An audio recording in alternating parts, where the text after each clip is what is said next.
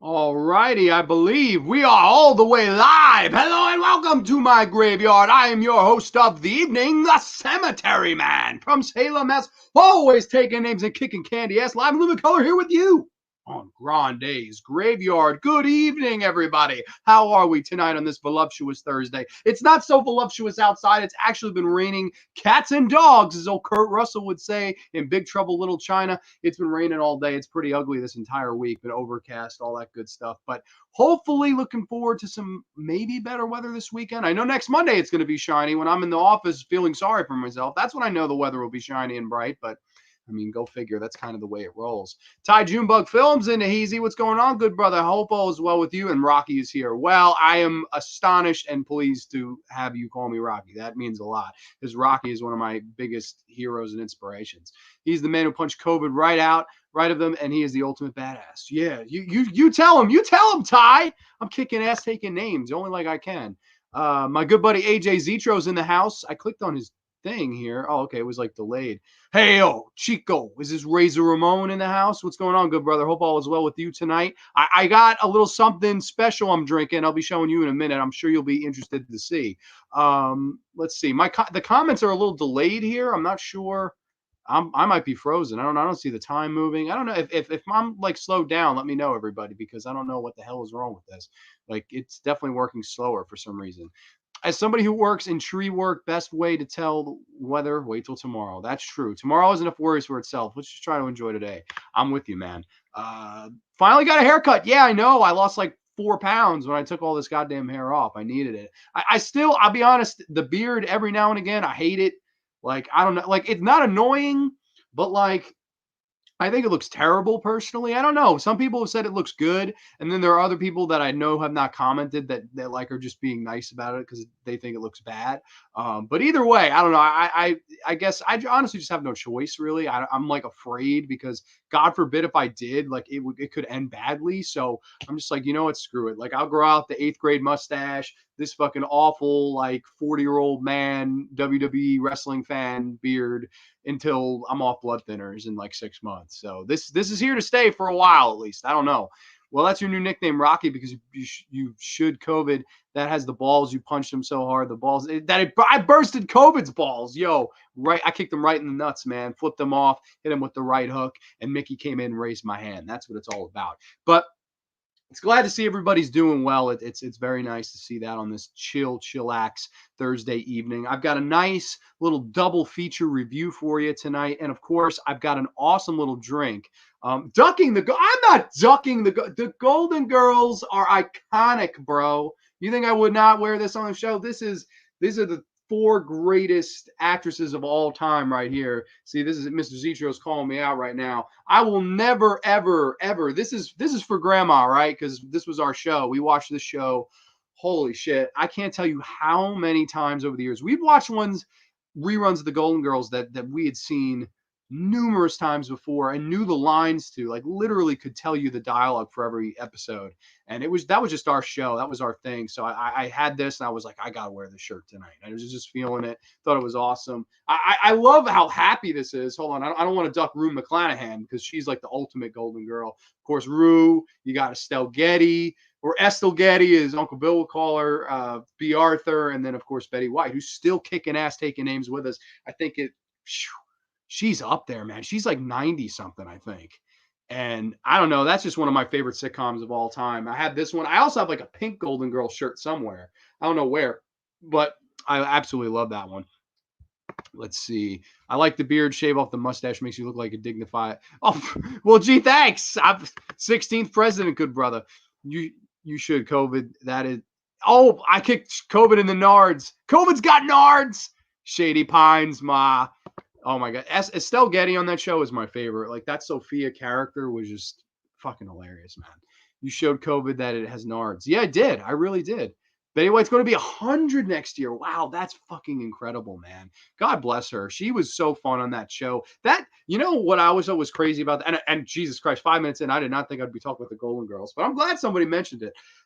Originally, Betty White read for the Blanche character, and they were going to go with Rue McClanahan as the Rose character. And Rue McClanahan came in and was like, no, this is not going to work. She said, I have this whole Blanche character figured out if you just let me do it and let Betty White be the dumb one. And they were like, we don't know about that because Betty White had played a similar character to Blanche on the Mary Tyler Moore show years before that. And Rue McClanahan had starred in Maude with B. Arthur. So it's weird. Like they all knew each other aside from Estelle Getty, who I believe was the second youngest of all of them, which is fucking wild to think about because the one who played the oldest woman was almost the youngest of the four. I thought that was crazy. And it's really sad to see kind of how her life ended. She actually had like I don't know if it was exactly dementia, but I know she had memory loss and she actually by the end didn't even remember doing that show, which is so sad because there's so many times where she would make me laugh out loud and like it's just sad to me that she can't even remember she did that. You know, it's just it's a really sad story with Estelle Getty. I thought she was the best one on that show and they were all great, you know. That's the thing with that show, one really doesn't work without the other. That's why that spinoff didn't work. The Golden Palace, which it was like them in a hotel without Dorothy, and without Dorothy, it just didn't work. It was the dynamic of those four old ladies chilling in a Miami home, talking about sex, life, all those things while eating cheesecake at night. And like, I don't know why, I don't know how that show like attracted me in because I watched it from a little kid on, but I just always thought it was so fucking funny and well written and well acted. And I don't know, that's just one of those sitcoms. It's just it seems to have gotten more popular over time. Like there are people now that fucking watch it, you know, like kids my age. I know it's really big in the LGBTQ community, the Golden Girls.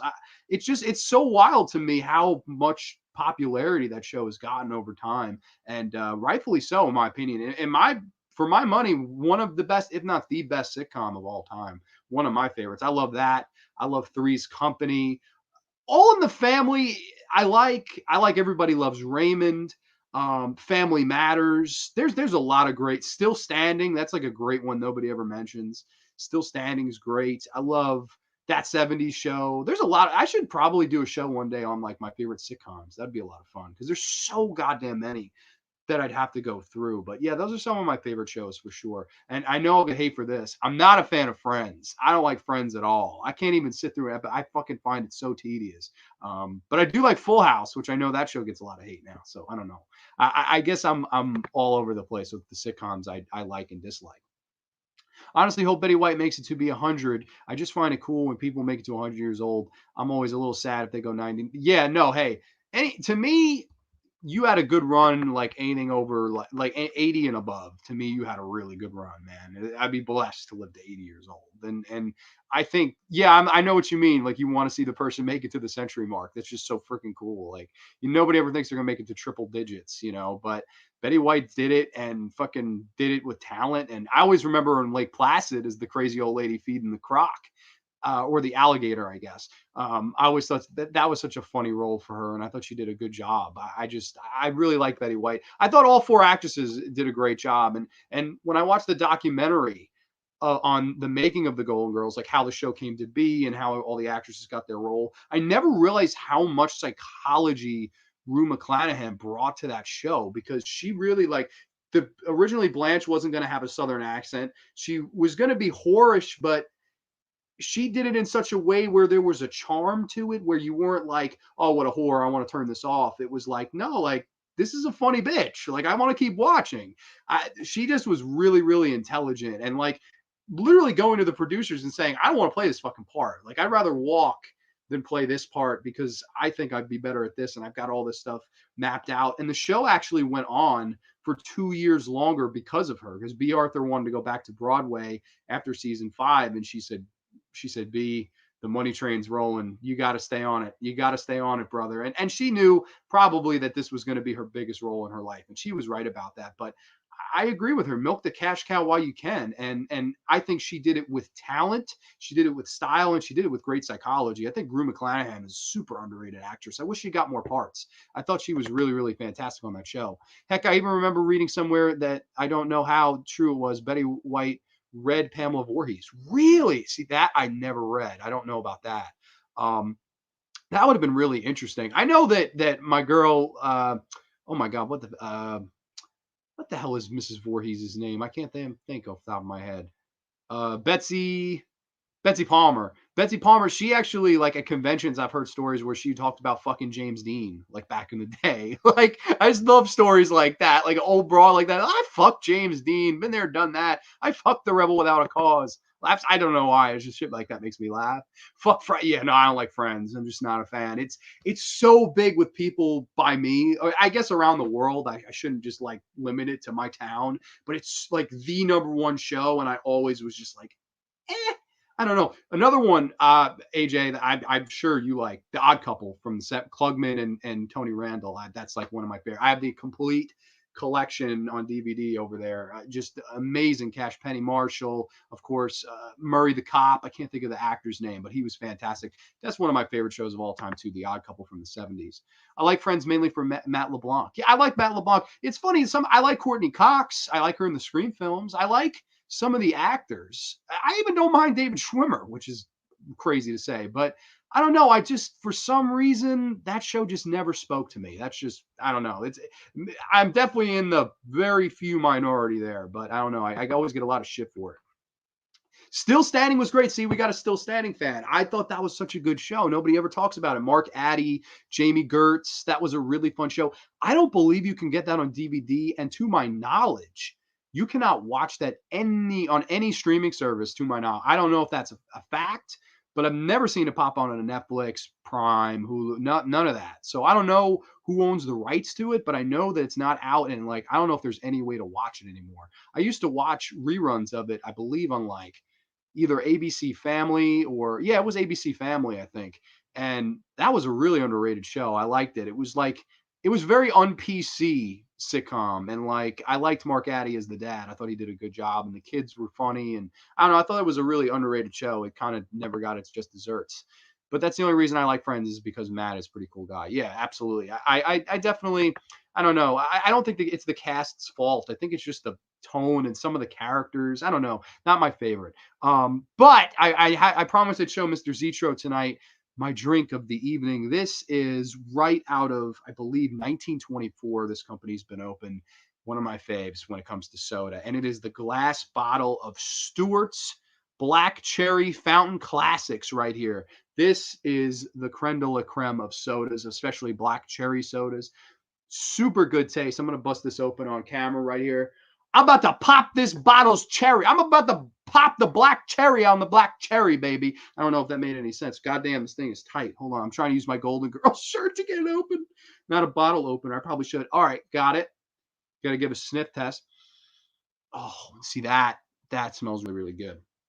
And take a sip. So cheers to everybody watching tonight, everybody watching after the fact. I appreciate it. Cheers to you all rocking the Stewart's Black Cherry Soda.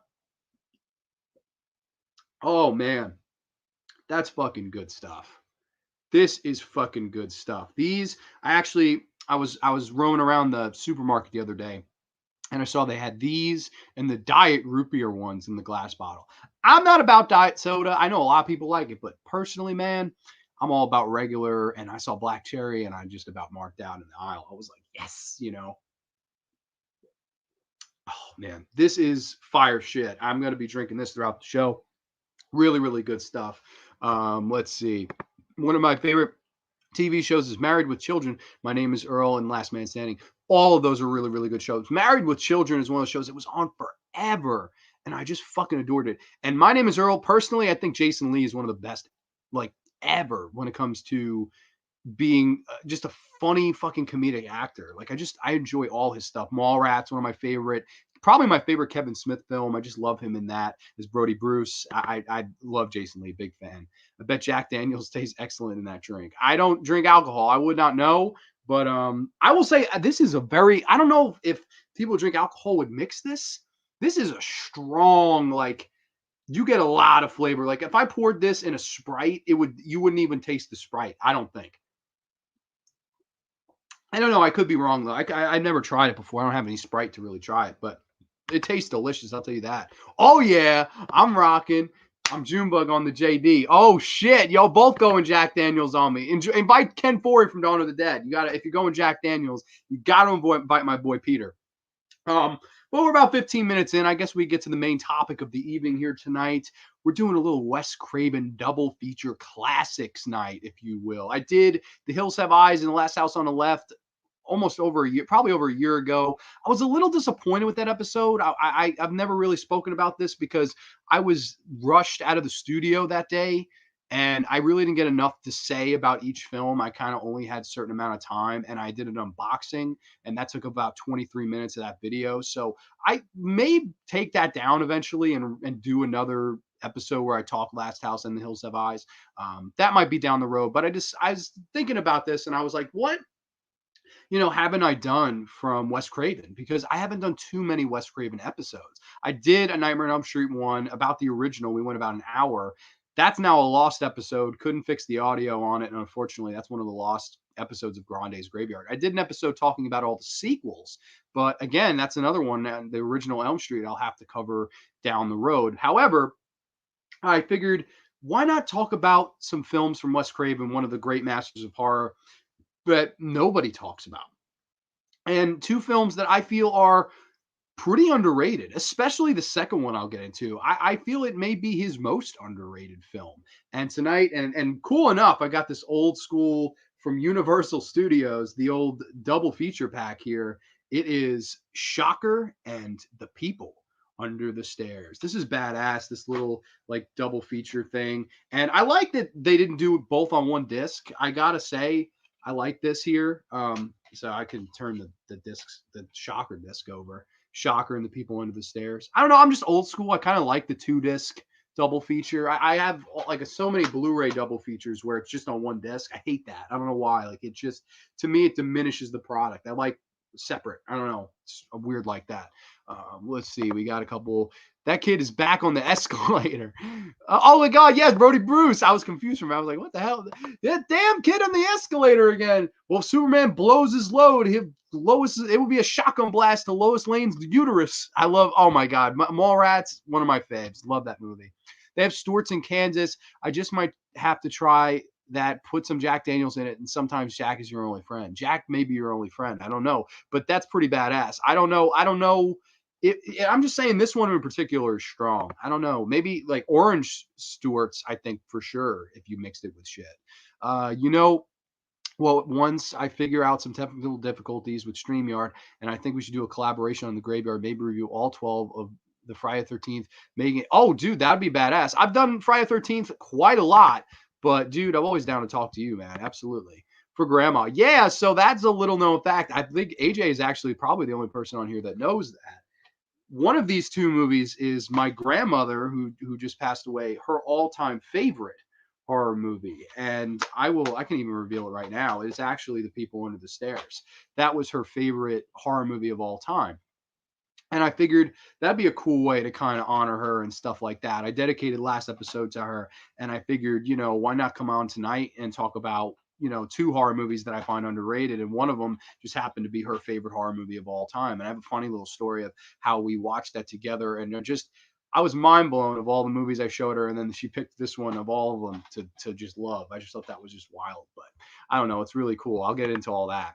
Hold on, I skipped one. Darren's in the house. What's going on, my friend? How are you? Darren is actually on his own podcast. Well, not his own, but he's with his good buddy Barry, and they're talking all things Giallo lately. It's called Talk and Stalk, and they have an awesome little podcast going. Really, really good stuff, in my opinion. They just did an episode on Blood and Black Lace that I really enjoyed.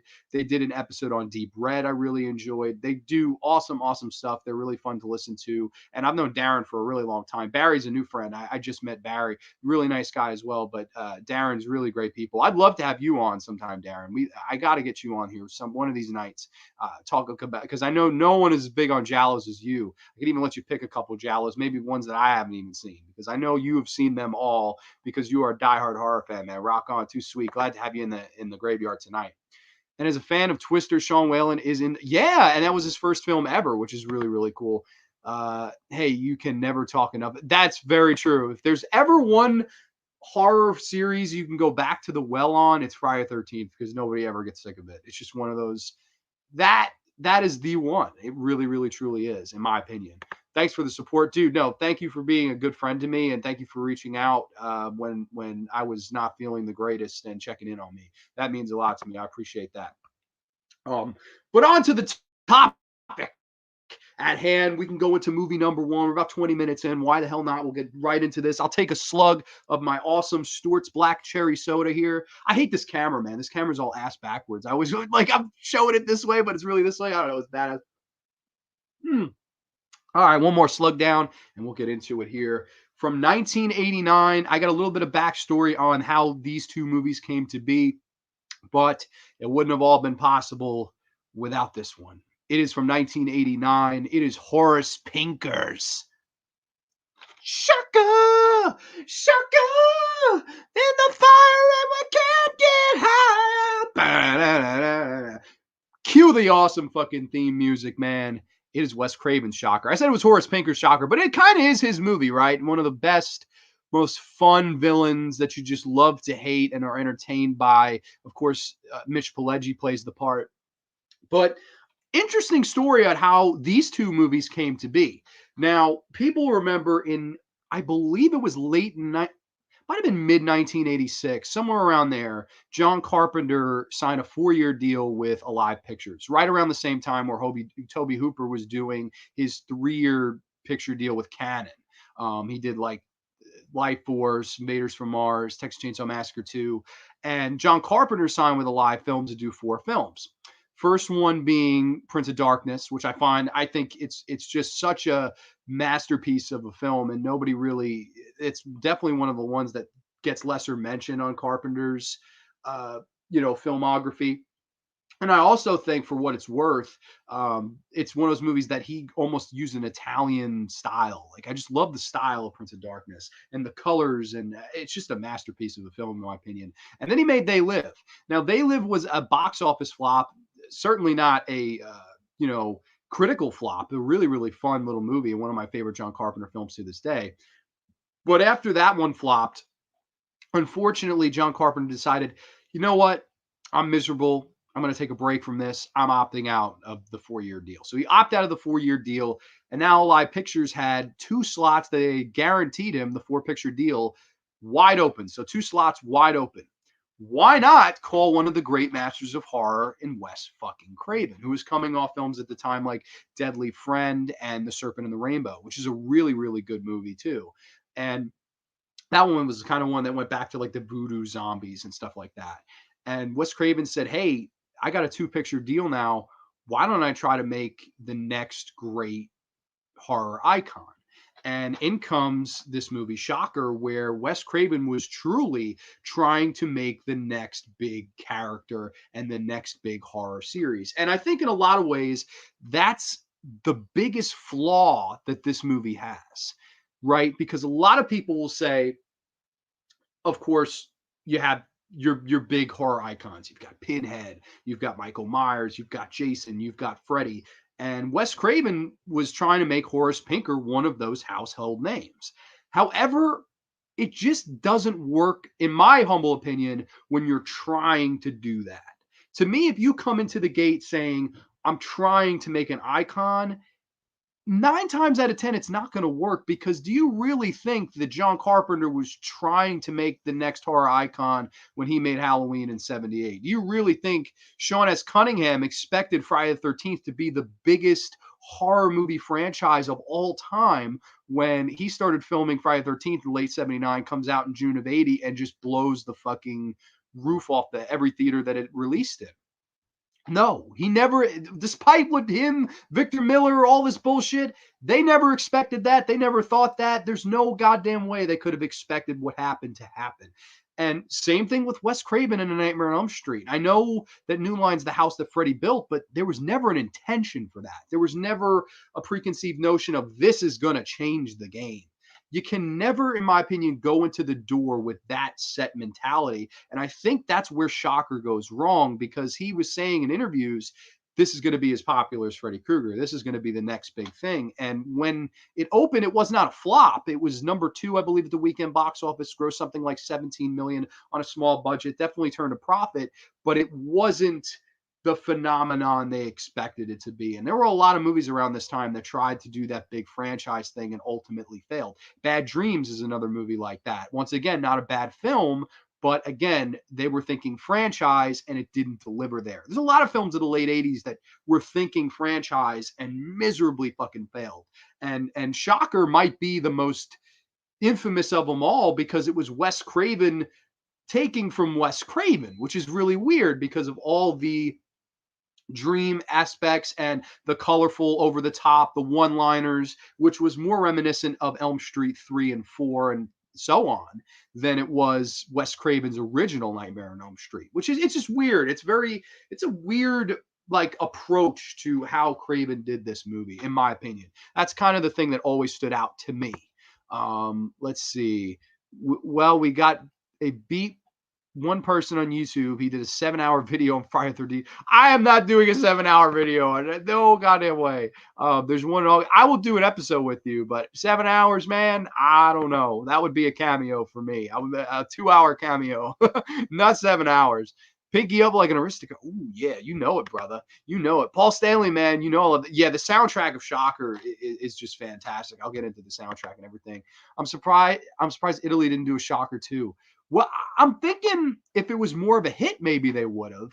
And it's one of those movies, even though it ends with, like, you know, no big spoiler here. It ends because there never was a Shocker 2. It ends with a happy ending, but at the same time, they don't like close it forever. Like he says, I'll be back, shit like that. So there's some bait in there. It's not your typical classic sequel bait ending, but I don't know. There's just it's a shame to me that that's what he was trying to do with this, because I think it ultimately really hurts this movie when it comes to the fans and the people that saw it at the time. I think people walked into the theater thinking Nightmare on Elm Street, and they walked out very disappointed because of that. Because I think if you go into this film with a very different mindset, it could be a hell of a good time and one of Wes Craven's best films, in my humble opinion. When I first saw this movie, believe it or not, it was on this double feature. I was expecting more of a serious, paint by the numbers, like slasher movie. And that's not what Shocker is at all. I think, if anything, Shocker is just almost like a black comedy in some ways, and with a ton of horror elements. And basically it tells the story of Peter Berg's character, who's gone on now to become a pretty decently sized famous director. And it's his character. He's this high schooler. He's got the picture perfect girlfriend played by Cammie Cooper, who's gorgeous in this, just gorgeous eyes, his great screen presence. I just love Cammie Cooper, and she was really cool. I saw the interview she did with Shout Factory. It's on YouTube here for free, as is the one with Mitch Pileggi. Both of them, in my opinion, must-see interviews. Really, really good interviews. I should have done the upgrade before Shocker went out of print on Blue, but that's my mistake.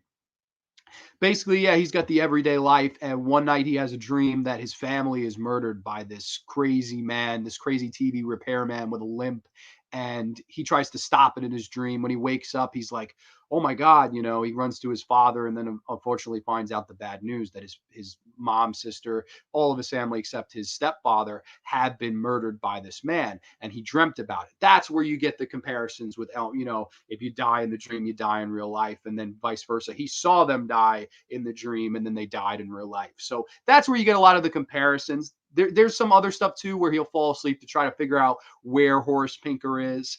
And of course, that's very similar to Elm Street. Like, you want to fall asleep and grab Freddy to bring him into the real world. I get that. But if you can get over that stuff, and I personally don't think that's too much of it. If anything, Shocker ripped off The Hidden way more than it rips off Nightmare on Elm Street, because this is more of a body jumping movie, right? So Jonathan's the Peter Berg character. He confronts Horace Pinker, and they catch him. They arrest him. They're going to give him the chair. Of course, Horace Pinker in the cell using a little mumbo jumbo fucking black magic. Come on, give it to me. In the Mick Jagger lips. You got it, baby.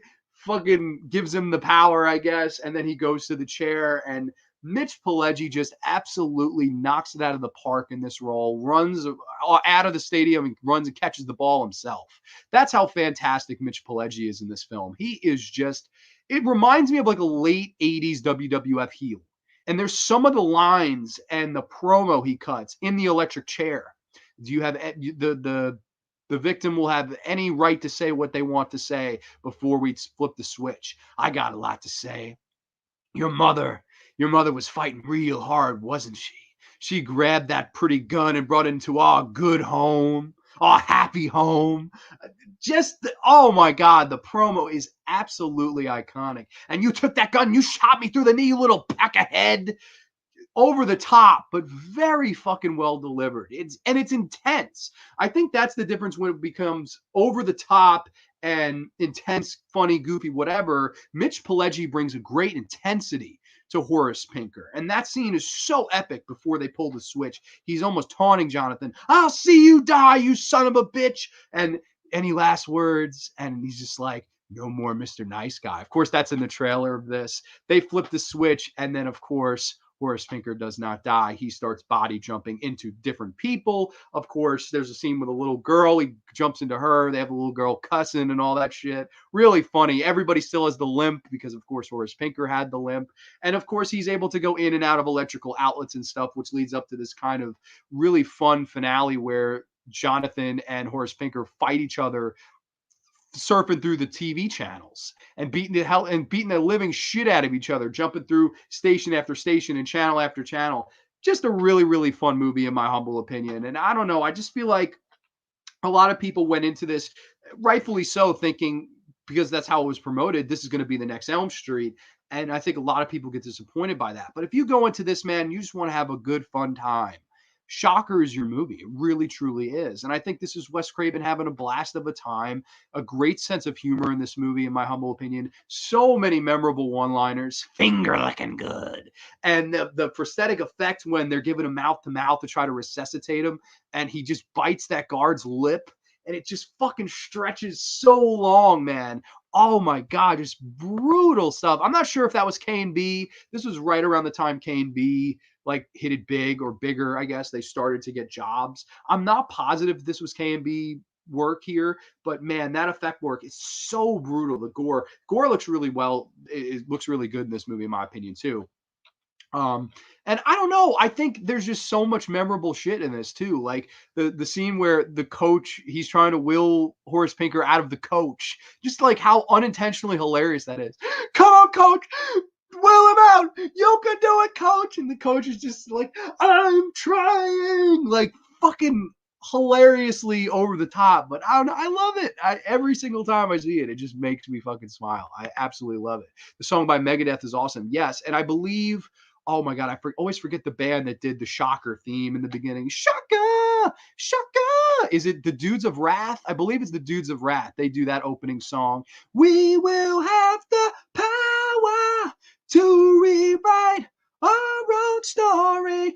Just amazing late 80s music, in my opinion, where it was around the era where hair bands were dying. But man, this movie embraces. It's so hair bands. I love all the fucking music in this movie. It's really, really well done. Your reviews can always sell me on a film. I got the DVD of Shocker, but need to dig it out. Megadeth, No More Mr. Nice Guy should have sold me. Yeah, definitely, Darren. You will like the soundtrack of this movie. It's wonderful. I absolutely love the soundtrack in this. It's so badass. Ryan Snyder, I know you're a giant fan of this movie. I am positive of that. We actually did a commentary about a year ago on Instagram talking about this one, and that was a fun night watching this with somebody who's as big of a fan as I am as you. You're even bigger fan because like I know you're a hardcore fan of this one. So it's good to have you. Thank you, man, on my haircut. I appreciate that. Yeah, you needed to go. The flow needed to go. You know I fucking love. Yes, you're right. See, I didn't even see that comment until I fucking clicked it. But that, yes, man, that was a fun ass commentary, a fun ass night. And I don't know, I know a lot of people hate this movie, but we're two that kind of embrace it. Again, though, don't go into this thinking serious Elm Street, because that's how a lot of people did. And I think that's why it got panned when it came out. But if you go into this, just turn your brain off, you leave your brain underneath your seat, you're going to have a good, entertaining time. I think it's really well acted. I know a lot of people, I was reading reviews of this because I always do show prep before these, giving shit to Peter Berg's character. I have to call bullshit on people saying he's a bad actor. There's the scene where, towards the beginning of the film, so not big spoilers here, where he finds Cammy Cooper's body. And after Horace Pinker's got done with her, and you see the entire, I think it's an iconic shot of the bathroom aftermath with all the blood smears on the wall and Horace Pinker's message written in the mirror, almost taunting Jonathan. I know who your loved ones are, basically. And he sees the body in the bathtub just completely fucking mangled and disfigured. And his acting in that scene, his, the look on his face, the way he sells it with his eyes, and how he breaks down crying in his father's arms. That's, I think, really, really good stuff. And I don't know why people really give him such a hard time when they say he had bad acting. I completely disagree. I think Peter Berg did a wonderful job in this movie. I think he was a fun, likable lead, and I think that Horace Pinker was just one of the great bad guys in Wes Craven's cinematic history, and that's saying a lot. That's comparing him to a Freddy Krueger. That's comparing him to a fucking David Hess in The Last House on the Left. That's comparing him to Pluto, Mercury, Mars, Papa Jupe, Ghostface, however, Billy Stu, whoever you want to, Mommy and Daddy in the next film. Just a great villain that you just love to hate. It's the right type of heel heat, in my opinion. It's a character that's evil, that's completely has no remorse and will come at you with everything. But man, he's entertaining while doing so, and that's amazing to me because Mitch Pileggi, a lot of people remember him on the X-Files as playing Skinner, and he was kind of a laid back, the quiet type. And in this movie, he's just so colorful. He dialed himself up to 11 and possibly even higher. And that's why I really love Mitch Pileggi in this. I think he just absolutely nailed it. And believe it or not, he did all his own stunts. And this is a pretty physical film. You have a crazy battle towards the end. You have a lot of like fight scenes. You have a fight scene on a roof where both actors, they jump from rooftop to rooftop. And apparently Mitch Pileggi did all that himself. He didn't have a stunt double on this because he wanted to prove that he could do all the stunts. Probably in the long run, not the most smart thing for him because unfortunately he does to this day. His body's like riddled with arthritis, so he doesn't do too much acting anymore, especially physical stuff like this. He said I couldn't play Horace Pinker anymore, like it would probably kill me, which is really sad, like to hear that, because he gave it his all in this film. And he said in the interview I watched that he and Peter Berg, they came to play. This was maybe not the most serious film in the world, but they took it very seriously and they had a blast of a time filming it. And I think that really shows. And when it comes to Wes Craven, to me, this is one of the most interesting movies of his entire career because you look at what he was doing in the early half of the 70s. He did Last House on the Left, Hills Have Eyes, in my opinion, two of the great exploitation grindhouse drive-in films of all time. Both of those. I mean, you couldn't get a better double feature grindhouse drive-in than those two, or throw one of those in with the Texas Chainsaw Massacre or something like that. Just two perfect movies with the exploitation look and feel and vibe and all that stuff. And then he moved on into movies that were kind of transitional, like Deadly Blessing. He even got the job to do Swamp Thing. And then Elm Street, absolute peak, where he fucking put it all together, the exploitation, the mainstream money, the great concept and idea, because he had a great idea for storytelling and just nailed it. And then it was after that where things got a little dicey. I mean, Deadly Friend, I've never been a big fan personally. It's not a horrible film. I don't like the ending, but again, weird film for him. Serpent and the Rainbow was a step back up, and then this was him saying, "Hey, I want my next big franchise," and that, unfortunately for him, would not come until 6 years later, or it would be 7 years later with Scream. I just think of it's just an interesting fucking film in his filmography. The movie where it's almost like the black sheep of his career. It's a movie that some people like, most people hate, but in a lot of ways, it was the movie that he thought was really going to move him along. And at the end of the day, didn't end up doing that really. But I still think at the end of the day too that it's a great little fun movie, and I think that everybody involved did a wonderful job. It's just, I think tonally really threw people. I think it really threw the people that went to go see it. So I don't know. You could judge Shocker for yourself. I know a lot of different people feel a lot of different ways on this. I personally am in the party of loving it and having a good time with it and laughing with it. And I think this is a great one to watch with friends. I believe it runs around 2 hours long, if I'm not mistaken. Yeah, it's about an hour and 50 minutes. It's a pretty long film, but I will say I never get bored with it. I think it has a nice pace. I think everything about it I kind of dig. I think Shocker's a really, really underrated film if you go into it, wanting to have a good time, and Wes Craven delivers on that. I think Wes Craven knew how to entertain people, and I think Shocker's no exception, man. Really, really like Shocker. If I had to rate this 1 out of 10, I'm gonna come in with a solid 8 out of 10. I really, really enjoy Shocker. Go check Shocker out. Got a couple of comments here. Let's see. Yes, that's the band, the Dudes of Rats. I don't even know if they're still together. I don't know either. To be honest with you, I don't know too much of their work, but I definitely think they did an excellent job with the opening soundtrack of this movie. I love that, man. It's such an epic song. I know Hardboy Nate, he's a huge fan. He made a video of himself singing the fucking song. Like, I love shit like that, man. Like, just a great, great song. A lot of people who have seen the films that I have done say that my style is a lot like George Romero and Wes Craven. Very honored. Dude, that's great company to be within for sure. Actually, I've been watching a lot of Craven and Romero lately. I watched Bruiser about a week ago. That's another one. That's like one of the black sheeps of his career. Nobody ever talks about that movie. Where's the fucking Blu-ray for that movie? Scream Factory, Arrow, whatever.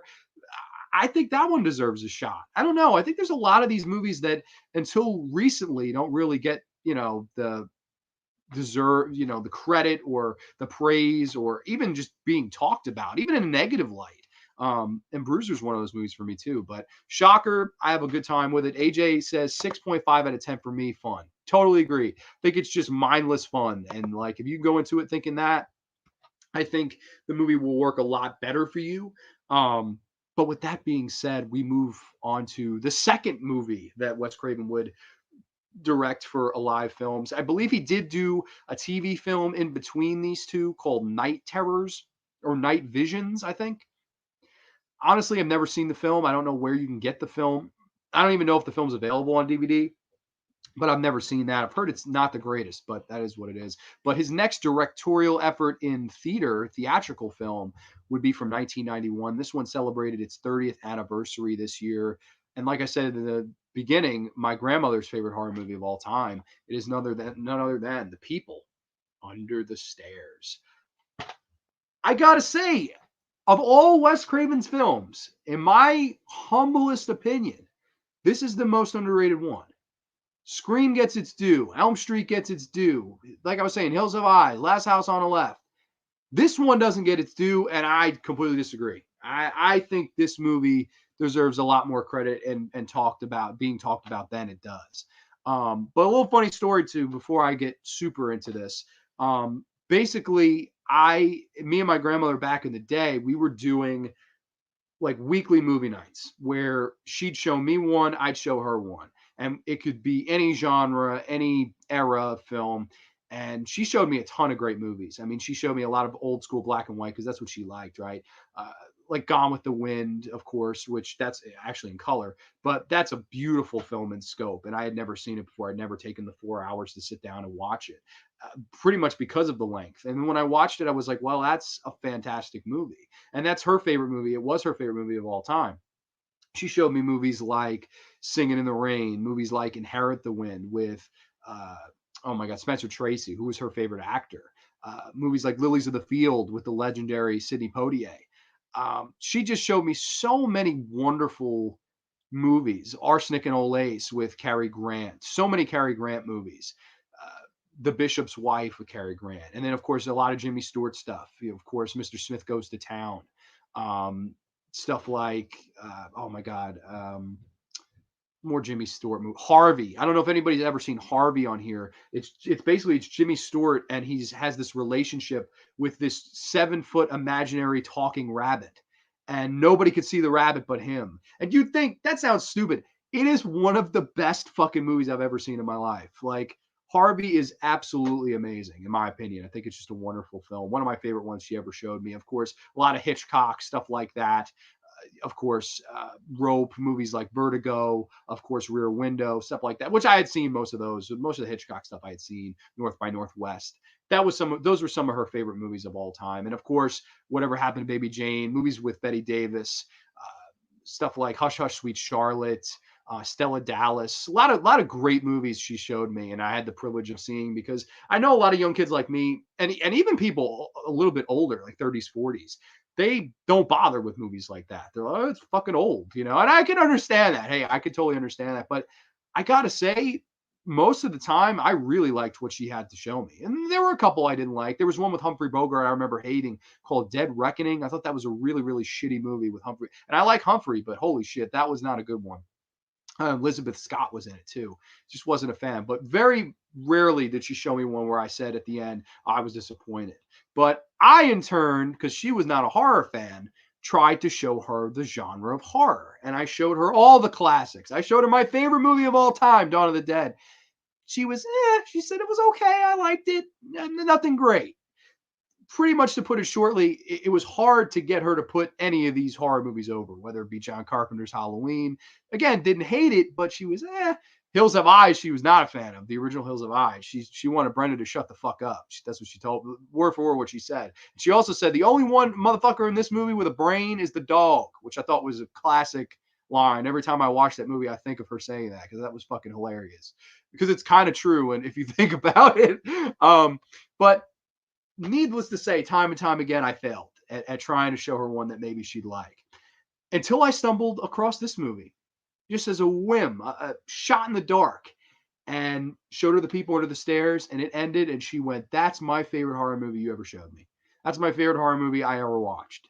And I was like, wow, like of all the ones that I showed you, Dawn of the Dead, that's like 6 out of 10. And I was like, God damn, woman, what do I have to do? Like walk on water, Just thought it was really funny that this was one of all the ones. And I'll get into why. I've got a bunch of comments here, though. Let me see.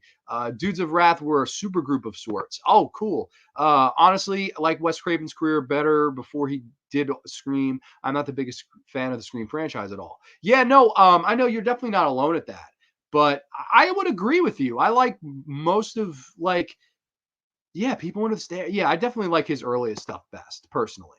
Your grandma said, yeah, she was a cool lady, man. She was old school with her films and showed me a lot of good stuff. Lilies of the Field, one of my favorite. I love Sidney Poitier. I've really modeled myself after Clark Gable. That is a man. He's been one of my biggest influences on life and modeled myself after those directors. See, Clark Gable, I think, with all due respect to all these actors like Spencer Tracy, Jimmy Stewart, I think he's the one that was once in a lifetime talent. I don't think there's anybody today that was as good or like Clark Gable than Clark Gable. Really, like Jimmy Stewart, to me personally, was fantastic. I think Tom Hanks is like our Jimmy Stewart, like people that grew up around that time where Tom Hanks was just the charming, likable actor that just could play any role. Tom Hanks, Jimmy Stewart, to me, I see a lot of parallels. I see a lot of things that I go, wow, that's very similar, And I look at an actor like James Cagney, and I thought he was fantastic. A lot of people said over the top. I beg to differ because I see a lot of James Cagney in Jack Nicholson. I think Jack Nicholson is one of the great actors of all time. And I think a lot of the inspiration he got was from a guy like James Cagney, who just never was afraid to go there, to go that extra mile, to sell with your face, to do all these imaginal, crazy things with your body and be willing to take that extra step and dial it up that extra notch. James Cagney was one of those guys to me that did that. Clark Gable, though, I don't think there's a single actor today that has ever reached the pinnacle that Clark Gable was able to reach. You watch Arsenic and Olace, just watch his fucking facial reactions. Watch Mr. Blandings build his dream house. Just Cary Grant was just one of the best. To me, a once in a lifetime talent. We will never see anybody that was as good as as Clark Gable was at what he did. Let's see. Fell asleep at the show with people. Oh, you went to see it in a theater and fell asleep. Oh, wow. That's crazy. Love Harvey. Let me see. Oh, we got a bunch of people in the house now. Jeremy Moreno's in the house. Dude, how are you? I hope you're doing well, man. Dude, that's so freaking awesome, man. I can't believe you're on the show. I didn't even know you were subscribed to me. Jeremy is an old friend. We actually went to high school together. Really, really good people. Me, him, Stansberry, John Cassiata, Austin, great people in the what the hell class was that? Was that astronomy? I think that was astronomy, right? With Miss P. I had a great time in that class, man. We were always laughing, not paying attention, shit like that. I miss you, man. Hope all is well. Dude, I'm doing really well. I'm feeling much better physically, mentally. all that stuff. I fucking mentally, I'm in a good place. Glad to be back to work, and physically glad to be rid of fucking COVID, because it took a long, long time. James Cagney had some good shit. Yeah, totally agree with that. I love James Cagney. I would say the closest we have to modern day Clark Gable maybe is Harrison Ford. Yeah, definitely. I could see that for sure. James Moss is in the house. What's going on, James? Hope all is well with you, buddy. Aiden's in the house too. Hello, everybody. I love a lot of Wes Craven films. He always had a way of telling a story, whether it was good or bad. It was always entertaining. Yeah, that's something with Shocker. I think just a really entertaining film, even considering it was fucking 2 hours long, you know. Subbed years ago. Oh, wait, well, that's big facts. I just never seen your name in the comments on the graveyard. So it's just, I was like, holy moly, it's Jeremy, man. Stonsbury, Schnozberry. What the devil's a Schnozberry? He's mad skinny now. I love that kid, man. Yo, him and you, we got to get tacos one of these days. Tacos on my ass, man. I'm saying hi to Aiden. So dude, man, very happy and blessed to be doing well. I'm very, very glad to be back. Yes, I just was going off about Mitch Pileggi, man. His portrayal of that character was just iconic. Really, really a lot of fun. And that's how I try to cast my movies. I always try to have actors who have an old Hollywood look to them, because that's something that's missing. Yeah, that kind of charisma stuff like that. I think a big thing about casting and actors and actresses and stuff, and I'm a big believer in this. Like, I was watching the other night Bad Dreams with Jennifer Rubin. She's a perfect example. She's just an actress that pops off the screen to me. Beautiful eyes, a natural fucking charisma, just very, like, you want to watch her. Bad Dreams could have been her taking a shit for an hour and a half. I would have watched it. That's talent to me. Was she the greatest ranging actress? Probably not. And she even admitted in the interview on the Blu-ray that she was still inexperienced and still green and learning how to act. And that's perfectly fine. But however, I think in casting somebody like that who stands out, I think that means the world. Personally, I'm just old school when I think that actors and actresses, I think they should really pop off the screen and make you want to watch. And then their talent can kind of supersede that. And that's when you know you got a great talent on your hands. That's kind of how I vision, actors and actresses and talent. But getting into a little bit of The People Under the Stairs, which of my two is probably the favorite of this double feature. This one stars Brandon Adams, and Brandon Adams actually, he had quite a career at this time. He would go on the next year to be in the Mighty Ducks, and the following year to be in the Sandlot, which, that's crazy. That's like three of my favorite movies, And right off the bat, I think what makes this one really interesting is that this is a horror film, but the lead actor is a child. And not only that, the lead actor is African American actor. So how many horror movies, R-rated horror movies, right, could you say stars a child African American actor who's the hero and actually the lead of the film? Super different. And that's right off the bat. I really liked that. And they immediately kind of get you to root behind him because his mother is sick. She's dying of a cancer that any doctor could cut out, but they can't afford it. They're 3 months overdue on their rent. And unfortunately, their landlords are going to evict them if they don't come up with the money soon. In steps Mr. Ving Rhames, who, of course, this is before Pulp Fiction, is just a blast in this movie. He has some of the best one-liners in this. He says, I know where your landlords live. And he comes up with the great idea. Let's break into your landlord's house, rob them stupid. We'll pay for your mother's surgery. We'll pay for the rent. And like that, you won't get evicted. And thus, you kind of move into the real kind of meat and potatoes of this story. They go to break into the house, and they slowly but surely realize mommy and daddy, the two characters played by the two actors from Twin Peaks, of course, Wendy Roby and Everett McGill, because Twin Peaks was setting the world on fire in the early 90s. And those were, of course, that was, God, what the hell was Big Earl and Wendy Roby. They were husband and wife on that. And Wes Craven saw Twin Peaks and says, I want them to be the lead heels of The People Under the Stairs, playing the mommy and daddy characters. And I think what's cool too about this movie is it's almost the parallel or reverse of Home Alone, which set the world on fire the year before this. Instead of burglars coming in to get the kid, it's the kid breaking into the house and he can't get out from the evil inside. Thought that was an interesting kind of, I don't know if that was an inspiration. I don't know if Wes Craven saw Home Alone and said, shit, I'm just going to flip that around and make my own horror movie. I don't know. But I like the setup. I like the concept. And again, I think some of the one-liners, Ving Rhames, man, I could just throw them out there. Maybe she's going to let Spencer inside. Yeah. And maybe the secretary is going to make me secretary a pussy. And fucking they're breaking into the house and I've done popped this house's cherry. And the fucking kid going, I don't know, Leroy. I don't know if we should do this. This is the first day of my 13th birthday. This could be an unlucky one. And he goes, 13's unlucky anyway. You're too old to get tit and you're too young to get ass. Ving Rhames is fucking electric in this movie, man. That line, that fucking too old to get tit, too young to get ass. That's one of my favorite fucking lines of all time because it's so true. 13, you're fucked. You're too old to get tit. You're too young to get ass, man. 13 sucks. All right, sucks for all of us. Acne, whatever the fuck people deal with, is a bad age. I agree with Mr. Ving Rhames on that one.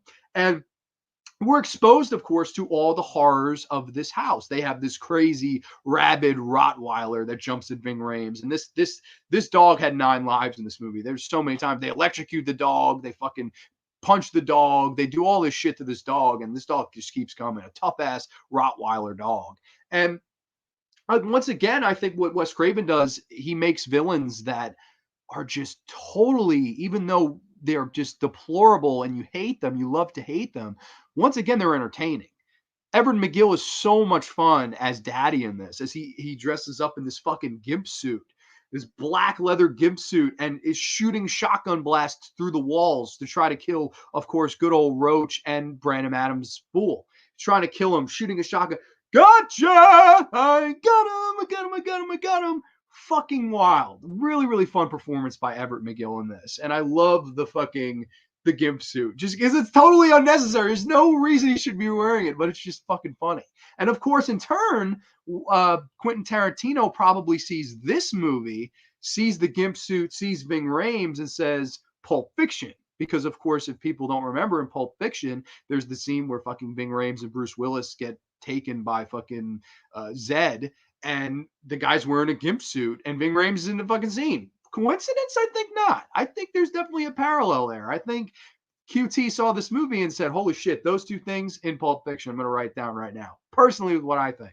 But once again, you just a really, really fun kind of fantasy feel to this because early on, and this is not a huge spoiler, Ving Rhames does get taken out, and it's all up to Brandon Adams' fool to find a way to find the fortune and get out of this house alive in one piece. And then, of course, you're introduced to all these great characters. Of course, Roach, played by Justin Whalen, or Sean, not Justin Whalen, Sean Whalen. Justin Whalen is from Child's Play 3, same year, weirdly enough. Sean Whalen in his film debut, he plays Roach, he's got his tongue cut out because if any of the people under the stairs that are all these kids that have been held hostage by mommy and daddy, if they see, speak, or hear evil, they get one of those things cut out. So, of course, there's some of the kids, they don't have eyes. There's some that don't have tongues, some that don't have ears. You can't see, speak, or hear evil because that's against moral law, which I think is funny too, because of course you have mommy and daddy who they speak for all this morality, but at the end of the day, they're the most immoral ones themselves, kind of the pot calling the kettle black here. Really good psychology. And I think that Wendy Roby, I think, gives the performance of her career as the mommy character in this. She is so damn terrifying. There's a point where she's going to give the lead, I think, what's her name? Ali Langer, I believe her name is. She's giving her dinner. And she's like, where's the fork? Where's the knife? I gave you a fork and knife with this, didn't I? And the tension, you're just like, oh my God, like what the fuck's going to happen if she doesn't pull out a fork and knife out of her ass right now and give it back to this crazy bitch? And of course she does lose it a couple of times. There's a point where the girl slips and falls in the blood of Ving Rhames and gets blood all over this dress. And of course, Wendy Roby just goes off, I made this dress for you, and throws her into this fucking tub of boiling water. And she's just like, you are unappreciative of what your mother does for you. And this girl's screaming her fucking head off. And you are not appreciative of your mother. Just a scary ass performance, in my opinion, by Wendy Roby. She really fucking scared me. Every time I watch this, she's pretty scary in this film. But not to mention entertaining. Still a ton of comments here. Oh boy, I missed a few. Let's see. Movies or a visual art, you cast people who have a unique look to them. You cannot give jokes. I agree. I completely agree with that. Brandon Quinton Adams, excellent as Fool. Totally agree. Love him. I think he does a great job. They did a really cool interview with him at a convention, I believe. Oh man, was it Jersey? Was it a horror Jersey con? I believe they had the cast back. He was really cool in the interview. Really, really cool guy. I agree. Rest in peace, Wes Craven. And I forgot to mention, yeah, you said Kelly Jo Minter's in this, who was also in Elm Street 5. Weirdly enough, another Craven connection. They call me Reggie the Reckless. That's, I don't know if he's the lead per se. I guess Tom Shepard would have been the lead as Tommy Jarvis, but close enough. He was a hero in the film. I will say that for sure. And when you gone, you stay gone, or you'll be gone. Oops, wrong movie. Yeah, big facts. Alice parents, kidnappers, or douchebags. You have big facts. But I always liked the fantasy sort of feel to this movie, and how in a lot of ways it does feel like an R-rated kids film. And I liked this movie's heart. There's a lot of heart to it. I like Fool's interaction with the daughter. Their back and forth. I really, really like that stuff because it doesn't get romantic because they're still, remember they're still kids at this point, but there's a mutual love there. And I like that. That's not in a lot of horror films. But I thought it was really well done here, and it doesn't feel cheesy or sappy or anything. It feels very genuine. And I like all the crazy shenanigans that go on. Of course, the stairs gimmick, pulling the stairs so the kid slides down. They find this guy they tried to break in with, Spencer, who he did a lot of. Believe he was in The Mask. I forget the actor's name, but he's been in a ton of stuff. And of course, he's a white character. And of course, Brandon Adams has the classic line, did you find Spencer? He's like, yeah, I found Spencer. He goes, how is he? And he's like, you thought that sucker was white before? You should see that sucker now. I love that. This is fucking classic, man. He's been scared to death with the gold coin in his hands, signifying that he found the gold, or, the fortune that mommy and daddy are hiding. Just really good stuff, man. Of course, the windows are like bulletproof shit, and all the doors lock. You have all the systems around the house where if you flip a switch, something can happen in the house. And I don't know, I just thought it was really, really creative how Wes Craven kind of set up this horror house from the inside. Really interesting, unique stuff. And once again, even though this one is a little bit more serious than Shocker, I think this movie has a great sense of humor too, and a great, almost self-aware sense of humor. There's a scene where the cops arrive and they're trying to cover up everything. And Everett McGill has this giant like gash on his forehead. And, he's talking to the cop, and, the cop like drinks his tea and looks over, and Everett McGill takes off his top hat and like blots his giant gash and puts it back on to hide it. And he's like, oh, it's so uncivilized around here. Stuff like that. Thought that was just really funny, a really kind of tongue in cheek kind of wink at the audience. Thought that was funny. And I don't know, I like some of the ending of this one too. I think this one has a really fun ending where Brandon Adams, he does get out of the house, and then unfortunately he has to go back to save the girl. And it's just fun. It's almost like, going back to rescue the queen or something like that. It's just really just fantasy like. And you find out all this stuff where mommy and daddy are actually brother and sister. So I don't know. I never could understand if they were incest or in inquiring incest there. I don't know. I've got tongue tied there, but I don't know if that was what they were implying. I'm not sure. I don't know, but it's kind of, I don't know. It's very weird. It's very uncomfortable. He has to go back though to save her and of course get the fortune. And he does, and it's just this very heroic final act. It almost feels like a superhero film, a fantasy film, where the hero has to go save the heroine from the evil clutches of the bad people. And then, of course, I think a really, really cool finale with, of course, the girl taking on Wendy Roby's character, her mother, of course, if you will, and then Everett McGill facing off against Brandon Adams. I love one of my favorite scenes in this movie. Ali Langer's character, she locks the door, and it's almost like she's come to the realization of, I have to face my fears right now. Like, this is it. I have to face her. I don't want to, but I have to. And there's amazing. I love how Wes Craven directs this. She walks into the kitchen, and immediately it's, how I'm in like a straight stagnant shot here. Immediately Craven tilts the camera, almost like they used to do in the old Adam West Batman, where they'd film it on the side. when the villains were on. That was how they made the villain seem more, because it wasn't straight, it was on a tilt. I thought that was great when Cesar Romero as the Joker would be on screen. That's how they'd shoot it. They tilt the camera a little bit, and she goes, "I see you." And Wendy Roby turns around with this just crazed look in her face. She just goes, "And I see you, dearie."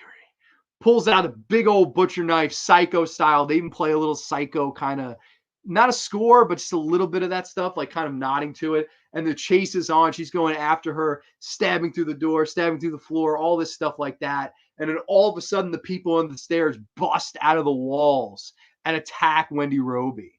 Amazing fucking stuff, man. She's, "Don't touch me. Keep your filthy hands off me." The people on the stairs jumping out of the walls, tackling her down, throwing her down. And then, of course, bam, she gets stabbed right in the stomach. And she's like, "How could you do this to your mother?" Of course, trying to turn babyface. And then, of course, "You're not my mother, bitch." I love that. And then, of course, "Well, then you'll burn in hell." Pulls the knife out of her stomach. Super fucking over the top and fun. But again, and like I was saying about Shocker, fun and well done and entertaining. It doesn't take away. It doesn't make you roll your eyes and go, "Wow." It's done in such a way where there is a charm and there is a likability factor there. I love that kind of that interaction, that battle. And I really like the Brandon Adams face off against Everett McGill at the end. "I hear you counting that money through your fingers, kid. I've done it too. It feels good, and I'll do it again." And he kind of walks forward with the shotgun, and Brandon Adams has the sticks of dynamite, and he says, "I wouldn't shoot that gun if I was you, sucker." I was like, "If you blow this, you kill me, you die too, man." Not a good place to store the dynamite, in my opinion. And he's gonna set off blow the whole house up. And of course, Everett McGill doesn't listen to him. He says, "You got to listen to me. You got to just stop fucking around. I'm sick of playing." And of course, Everett McGill takes a shot. Adams gets out of the way. It's boom, big old explosion. All this money and fortune starts raining down on the town, who have all been, either evicted or wronged by these evil landlords, literally raining money. And Brandon Adams just sitting there kind of like, all kind of just overwhelmed at what had just transpired. And, our lead girl, she comes up to him and she goes, "How you feeling?" He looks at her, he goes, "I feel like $1,000,000. And as it rains down money on all these people who are poor and had been evicted and treated wrongly by these scumbag, landlords, and all the people under the stairs, you see they get out and get finally back into the real world as the movie ends with "Do the Right Thing," which is a great song. I think in a lot of ways, that's maybe why my grandmother loved this movie. It has a nice heart to it at the end. It has that feel good, happy ending that you just smile at and go, that was really nice. It plays the psychology of, there's no real gray area in this movie. It's really good and evil, and the purest of good and the purest of evil. There's really no in between. And that's what I really liked about this film. And that's what I think maybe a person like my grandmother really liked about this film. The nice heart it has, the relationship between the characters, the likability of the characters. And I think the performances are really, really well done. Like I said, I nominated Wendy Roby for a Carrie Award back when I did my horror award show for Best Supporting Actress. Thought she just nailed this role. I thought she almost stole the movie. Brandon Adams is the lead, did a really, really good job. You cheer for that kid. You really want him not only to get out of that house, but to save the girl at the end, but to blow it up and have all this money rain down upon all the people that have been wronged, and to get the money for his mother's surgery and his house. You're right behind this kid the entire way. He gives a really heartwarming performance, in my opinion. And that's weird to say about an R-rated horror film, but it is damn true. This is a different animal, man. This is truly a different animal of a horror film. And I think it's one of Wes Craven's best, in my humble opinion. I really think this was a movie that a lot of people slept on. I know it was number one when it got released at the box office, so it made its money. I think it made a slightly more than Shocker. It didn't do too well internationally, but in the States, it did really well. It opened up number one, and I think rightfully so. I don't know. How most people feel on this one. I see Trenchy's in the house. Trenchy, what's going on, good brother? I see Trenchy's in the house, and he says it's his favorite Wes Craven film. So how about that? That's again, there's some people that really, really love this film, and that was my grandmother's favorite horror film. So I don't know. I just kind of wanted to talk about this one on the show. Really, one of my favorite Wes Craven movies. Definitely, in my humble opinion, his most underrated. I'm going to come in with a solid 9.5 out of 10 for The People Under the Stairs. Just a movie I've always really loved. Never get sick of it. And weirdly enough, I've shown this to a few friends. They all seem to love it too. So I don't know what it is. Maybe just this movie is aged like a fine wine. Not that it got shelled when it came out, but it wasn't, again, wasn't the big phenomenon hit that maybe they'd hoped it'd be. But it's not one of those movies where he was trying to make a franchise like Shocker. It was more of, let's get back to the basics. Let's get back to what I'm good at. And I think that Wes Craven did exactly that with The People Under the Stairs. One of my favorites. And happy 30th anniversary to The People Under the Stairs. One of my all-time Wes Craven faves. Let's see. Junebug. The trench coat is here and don't flashes. Lights flashing. People Under the Stairs is like an urban fit. Yeah, it really is. I was saying that before. It's like a fantasy fucking fairy tale to me. Just one of my favorites. I love it. Everything about it, I think, is really well done. I think the horror in it's right. I think the one-liners, some of the humor, really fucking funny. I think the action in it, some of the fighting in it, really good. Just really, he clicked on all cylinders on this. I think it's a super underrated movie. I suggest to everybody to give it a watch if you haven't seen it. Or I know AJ was saying it put him to sleep. So I don't know. I don't know if it was if he was just tired that day or it just didn't work for him. But I highly recommend you give it a rewatch. 30 years, man. 30 goddamn years. I think it's time for a rewatch, good brother. Oh, I'm sorry, Skip Aiden's 9.5 for The People Under the Stairs. What an awesome film. Yeah, no, I completely agree. I think People Under the Stairs is a really, really awesome little flick. Yo, Trench is in the house.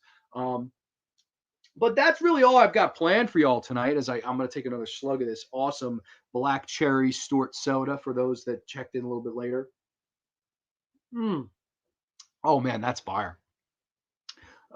Let's see. Yeah, it does, man. But I like that he shows them where the gold is. I think that I always thought that was so. I was like, oh man, it's a nice way to kind of give that character a proper send off. Like he didn't die for nothing, kind of thing. I thought that was really cool. I got the New Mutants number 87, the gold cover version. I honestly have never read the New Mutants, but when I believe it or not, when I sold at Comic Con, when I worked at Comic Con, um, they sold like crazy the New Mutants comics. Like I didn't see the movie, but man, I gotta say, man, I just don't understand how they fucked that movie up so much because like it looked like a train wreck to me, man. And the comics have a huge following. I just don't. I don't know. I don't. Sometimes I just get baffled by the studios. Like, how do you screw that movie up? But to me, it looked like they did it at least. I don't. I can't say though. I haven't seen it. Rock on, Grandma. Long live those two who are gone, and raise those horns up loud and proud, and rejoice and say amen. Rock in the kingdom, heaven and burn. Yes, man. Right, absolutely. Rock on, man. She showed me so many great movies, and I'm glad that at least I showed her one horror movie that she did like. It just wasn't her cup of tea, I think, too, like the genre itself. Like she just never could get into it. There are a lot of people that, hell, my parents aren't into horror movies at all. Yet my dad watches the 11 o'clock news every night, which I always go, that's the scariest thing in the world. You want to see real horror? Watch the 11 o'clock news. You're far braver than I am, man. I can watch all these crazy fucking extreme horror movies or whatever that people say are the scariest things in the world. Watch what's going on in the world, man. There's nothing scared of that, in my humble opinion. I got all 7 seasons of Tales from the Crypt on DVD. Dude, that's fucking awesome too. I'm a huge fan of Tales from the Crypt. I've definitely, I mentioned in the last show, I gotta pick that show up. I gotta pick all those up. Undiagnosed sleep apnea is probably to blame. All right, at least you're not, I was gonna say, I was like, damn, he fell asleep in the theater 30 years ago to see this goddamn movie. Never bothered to go back. So he must have really not liked the first however long you lasted. I gotta say, man, I highly recommend. I think you'll dig it personally. I don't know though. I definitely I will go out on a limb and say you'd like it. I can respect a movie buff who appreciates older movies and not just watches movies in the 80s because again, you want to be a good filmmaker and study history. Yeah, when I revisited a lot of those older movies, I noticed a lot of different things, like styles of acting, styles of filmmaking, right? That was really the beginning of all the styles that you'd go on to see, right? Like, without Howard Hawks, I don't know if there is a Quentin Tarantino today. And even Quentin Tarantino has said Howard Hawks is one of those guys that just completely influenced my entire style. But I had never seen Howard Hawks films until I started, going to the old school stuff. My dad showed me a lot of cool Westerns over the years. So I think I agree with you. I think it's nice to know the history. And I think you surprise yourself after you watch a few of them. I know a lot of people have that whole, they're old, they're black and white, blah, blah, blah. And hey, if you can't get over that, that's totally cool. I can totally respect and understand that. But at the same time, I like personally, I never had that problem, and I was introduced to so many awesome films because of it. And I'm glad to say I was, because I never even heard of Harvey. And when I saw Harvey, I was like, that's one of the best fucking movies I've ever watched, man. It just totally blew my mind. Just really thought Jamie Stewart was great in it, and I just thought, wow, like this is something I never even heard of. And then I fall in love with all these kind of old school directors. I'm really a big fan of Robert Aldrich. I think his work is great. I don't know. She showed me quite a few awesome movies for sure. New Mutants equals Deadpool. What do you mean? Comics wise, I didn't see New Mutants. So you're saying it was like the Deadpool movie? I liked the Deadpool movie, to be honest. What is your favorite football team? Mine is the Chargers. I am a diehard Pittsburgh Steelers fan. I don't know if I have any Steelers hats over here. I have my Mets hat over here. I'm a diehard Steelers fan. This whole room is painted yellow. I'm a big fan of black and yellow. I love that color scheme. Big Steelers guy. Do I have anything? I don't have anything Steelers I could really show that's within reach here. But diehard Steelers fan. Really big Steelers fan. Chargers are going to be good, man. Justin Herbert looks great. I like Eckler. Y'all just have to get. I think y'all need a pass rush and a little bit better of a secondary, maybe a new cornerback, and they're going to correct those things in the draft. They got a good draft pick, I believe, and Herbert's the future. Justin Herbert is the future of the National Football League, and I'd like to have him on my fantasy team next year. So, James, I think the Chargers are sitting pretty good, man. I just think a couple more years, they're going to get some defense. They're going to build some pieces. They won 7 games, in my opinion, without a good defense. So that's saying something, in my opinion. So we'll see with them. There's a lot of old school hidden gems. Yeah, definitely. And that's what it was fun to kind of go back and watch a lot of Bette Davis films, because I think for my money, she's the best actress of all time. I think she's the best actress that ever lived, just because she could literally do it all. She could do that dramatic role. She could be terrifying in Whatever Happened to Baby Jane, The Nanny, Hush Hush Sweet Charlotte. So many really good performances from her. She just had such a great range, I thought. And she can make you really love her, or she can make you really hate her. I think she was just so good when it came to range. Without Howard Hawks, we don't have Quentin Tarantino and John Carpenter. Also, without Tobe Hooper, we don't have Nicholas Winding Refn. And I absolutely agree with that. And without Mario Bava, I don't think we have a Dario Argento or even Lamberto Bava, which is his son, obviously. I think that's the beauty of going back into the old days. And like, I watched a ton of stuff from the 60s, including, and this wasn't one she showed me, but this was one I watched, Carnival of Souls, which I think, and even though Herc Harvey never worked again, there's so much influence in Herc Harvey's Carnival of Souls that you look and see in Romero's work. You remember the ghouls and the feel and the atmosphere of Night of the Living Dead. You remember in Carnival of Souls when the ghouls rise up out of the water. George Romero takes that same exact scene and puts it in Land of the Dead when the Big Daddy zombie and all the other zombies are rising out of that water, that iconic shot of Land of the Dead.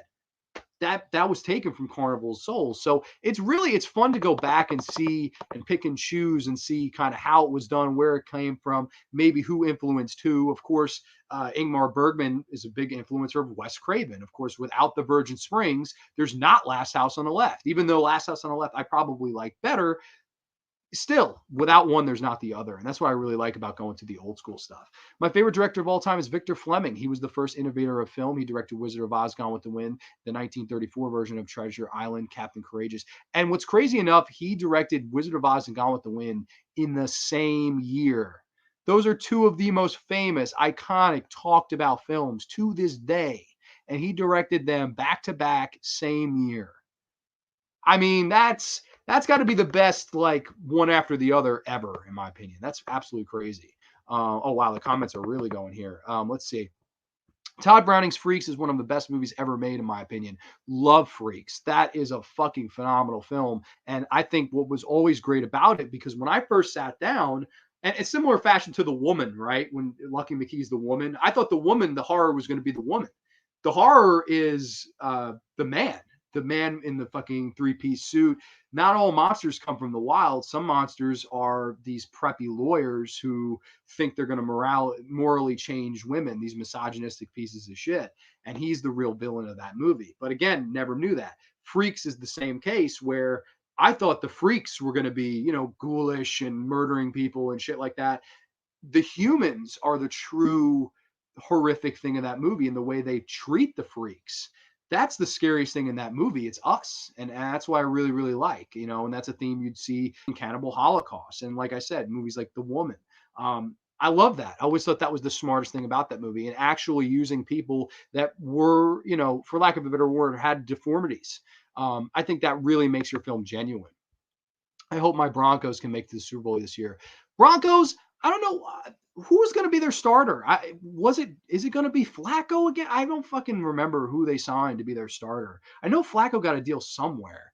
I want to say there, but I felt like did he already play for Denver? I can't fucking remember. I think he already played for Denver, so I'm not sure. I just don't know who y'all quarterback is. They're always competitive defensively. I like Jerry Jeudy. He's a good wide receiver, great talent. Tim Patrick, I believe, had a fantastic year. He's a good receiver too. I think you guys are definitely onto something. You just got to find that right quarterback, that right piece at quarterback. And then, of course, the running back situation's been a little bit up in the air. It's been either Lindsey or I can't remember who the hell was their lead. I think it was supposed to be Philip Lindsay, but then they were going back and forth with another guy. I forget. I don't remember. Washington Redskins should keep their name. Ooh, that's a controversial one. I'm not going to touch that. I'm definitely not going to touch that because I don't want to get canceled by all these fucking crazy people that cancel people now. James, what are you doing? We can't call them that anymore. Yeah. Yeah, no, I don't know. One of my favorite films in the 40s, The Spiral Staircase, is one of the best films ever made. I've never see Darren is like the Messiah. Like Darren has seen so much, and like he can always pull one out that I've never even heard of. I swear to you, I've never heard of that movie. I would love to see it now.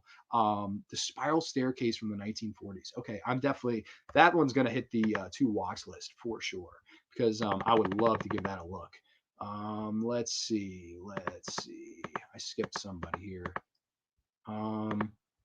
Carnival of Souls was actually filmed in Lawrence, Kansas. Oh, really? That's cool. Is there still, this might be a stupid question, but is there still like a carnival area around there? I would love to see that filming location. That's so cool. Hey, Solus, I agree with you. Freaks is a great film. Yeah, totally a great film. James, you good dude. Yeah, no worries. Let's see. Love The Woman as well. Yeah, The Woman's a really underrated Lucky McKee film. Really, really good stuff. And one of the reasons why Victor Fleming is my favorite director, Clark Gable, Spencer Tracy, John Wayne, Gary Cooper, all of them said he taught me what. Yeah, and that goes a long way. When those four guys put you over, somebody was doing something right.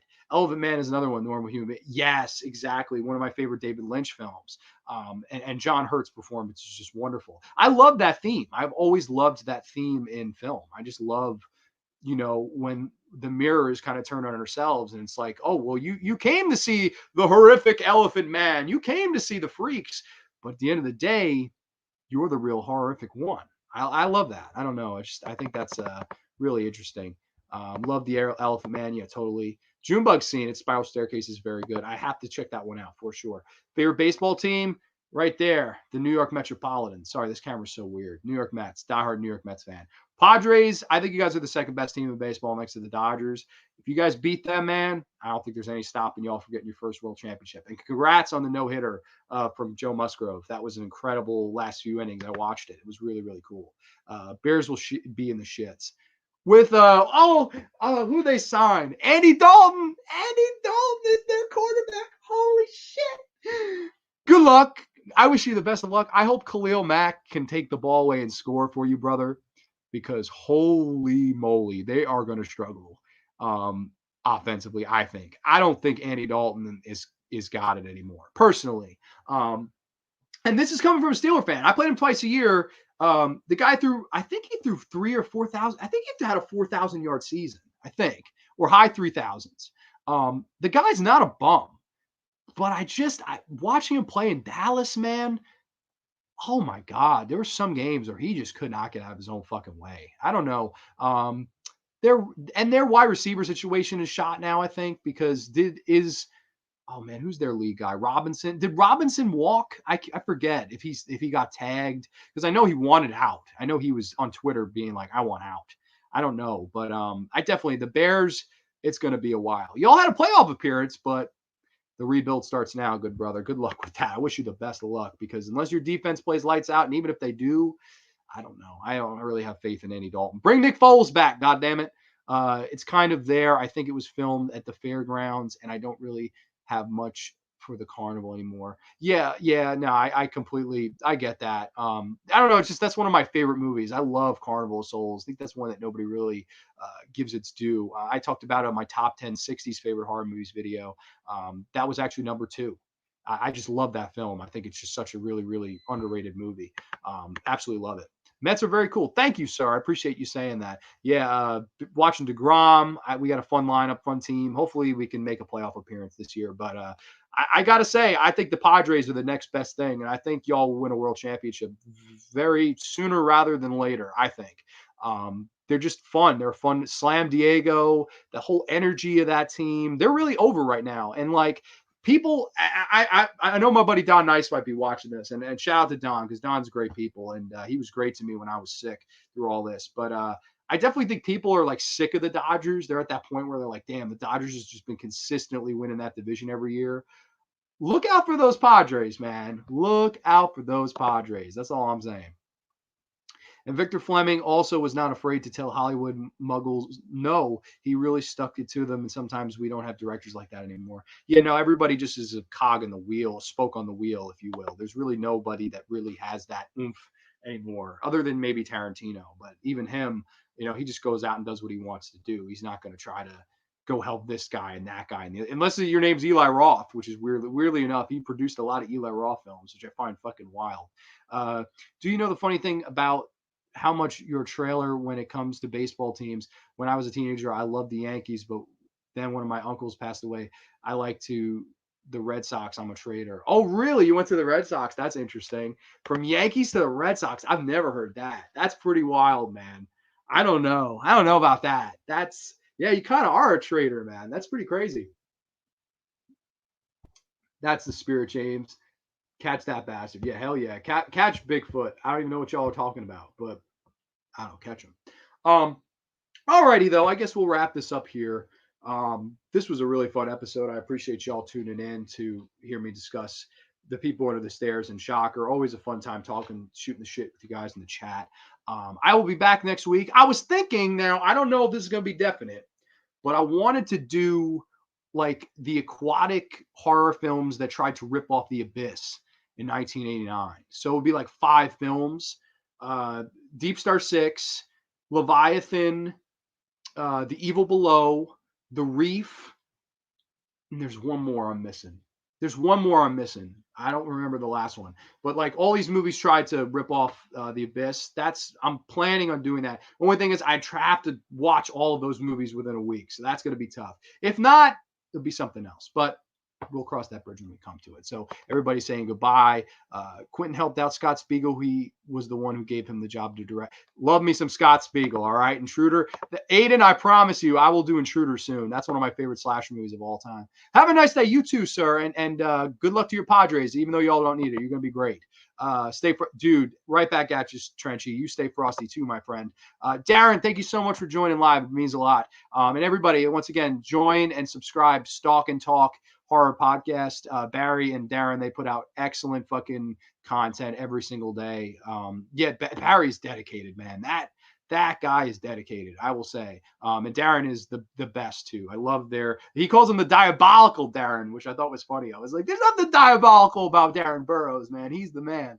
But yeah, check out their show. I highly recommend the Blood and Black Lace episode and the Deep Red. Those were 2 I listened to. Just absolutely fantastic stuff. So rock on, Darren. Thank you for joining live. Ty Junebug, dude, God bless you, man. Rocky, we'll see you later, good brother. You keep it creepy, good brother. Intruder's one of my faves too. See you later, man. It was an excellent show. Thank you as always for the support, Aiden. I appreciate it. So everybody that joined, I appreciate it. Cheers to you. I'm going to finish my Stewart's Cherry Cola off of camera. But we will see you next week on The Graveyard. Thanks to you all once again. And keep it creepy. We will catch you next time only on The Graveyard.